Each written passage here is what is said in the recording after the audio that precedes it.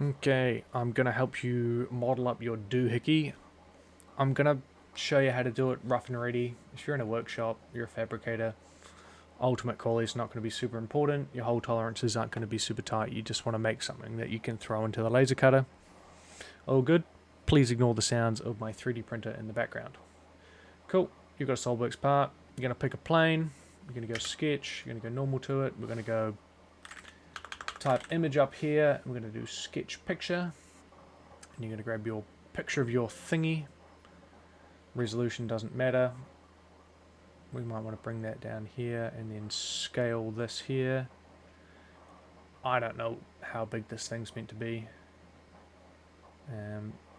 So, whatever.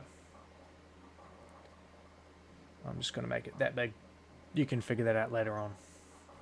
I don't know. And then you're going to grab a line tool and you're just going to draw some lines that seem about right. Just to start with. Match up to your drawing.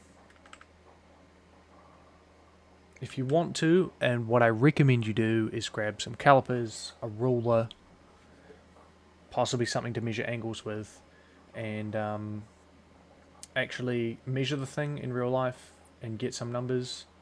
But you can also just ballpark numbers in here based on what looks close enough. Like, I mean, I'm assuming that's probably 50. This probably looks like it's 110.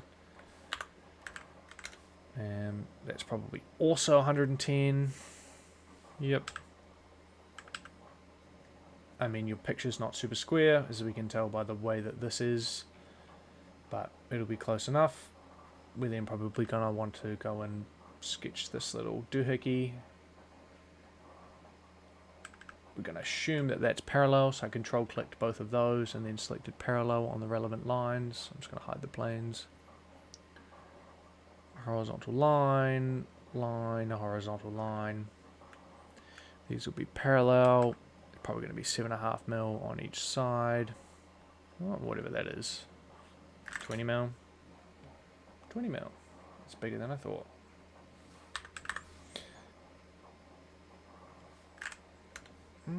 That one's bigger, clearly. Okay. I'm going to put this slot in the middle. We're going to go up here. We're going to select that feature. It might be something else depending on what you last selected, but you can select straight slot. I'm going to assume it's horizontal and that the picture's just wonky. Probably put a dimension on that. Let's call it 35.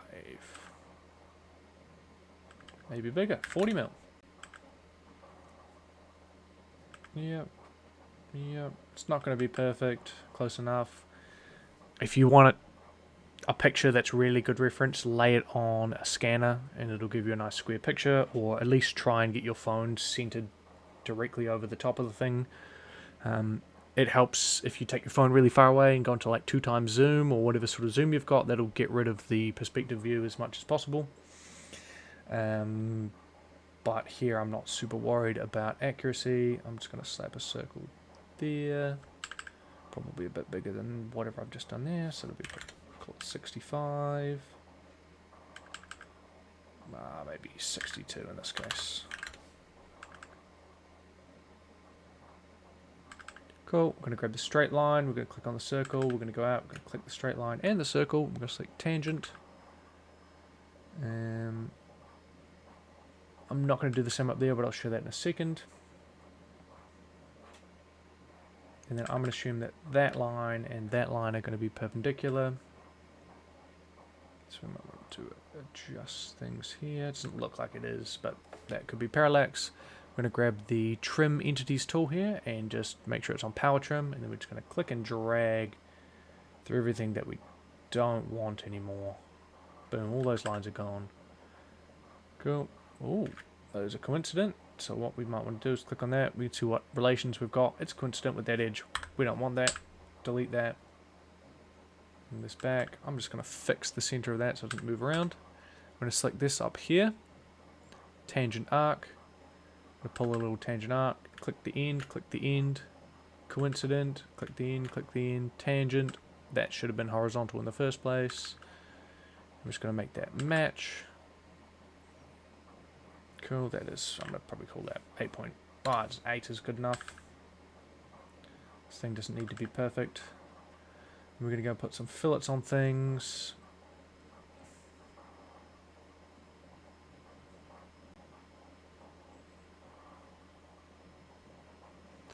Okay, we're going to grab our trim tool again. We're going to get rid of those inside lines. I'm going to grab the fillet tool again. Probably make the fillet smaller. Just to do these inside ones. Might have made the outside ones a bit too big. But for the sake of demonstration, this is fine. You can change these dimensions. If you are familiar with the feature tree, you can't do that for sketches, but you'll see that there will be a dimension here. Similarly, there'll be a dimension here. You can change that to be 7 if you want. And these ones are up here, so you can change that to whatever you need. For now, this is a terrible sketch. If your sketch is blue, it is not good enough. And by that I mean it's undimensioned. Which means if you click and drag on it, it can move around, and look at this, I've just obliterated the thing. Your dimensions should be black, which means... well, your sketches should be black, which means they are dimensioned. For now, I'm just sort of showing you how to do this thing very roughly. That thing's probably like a 20, sorry, not 2. And then I'm going to grab this point tool, and I'm going to select the center of these marks. If you know what mounts to these, you can then measure that thing and put dimensions on it. I have no reference. Let's say there was a thing that mounted over here. These two holes might have an important tolerance, and so you can go and put a dimension between these two holes. Or maybe it's these two, or whatever. Or the holes here are relevant to that. You can put dimensions that are important into your sketch. Yeah?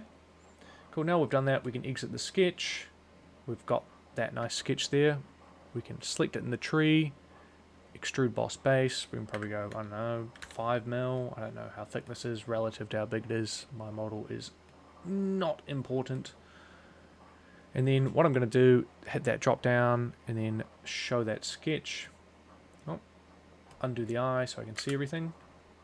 Now we can see those points there that we had those holes. I'm going to go and select, type up here, hole wizard. And then I'm going to use this here to select what kind of hole I want. In this case, we want this one, which is a straight tap. We want a tapped hole. It's going to be M6 in this case. Whatever hole you need. Go to positions. We're going to select the face on the part. And then we're going to go and select our holes. In this case, M6 is probably too small. I've drawn this part not at scale, so I'm just going to go and make it, I don't know, M27. That's probably a bit much. M22. Cool. We've now got a part. I can hide that sketch. There you go. There is a part. This isn't the best way to do it, but if you're the sort of guy that just wants to get something done, this should be good enough. Okay, bye.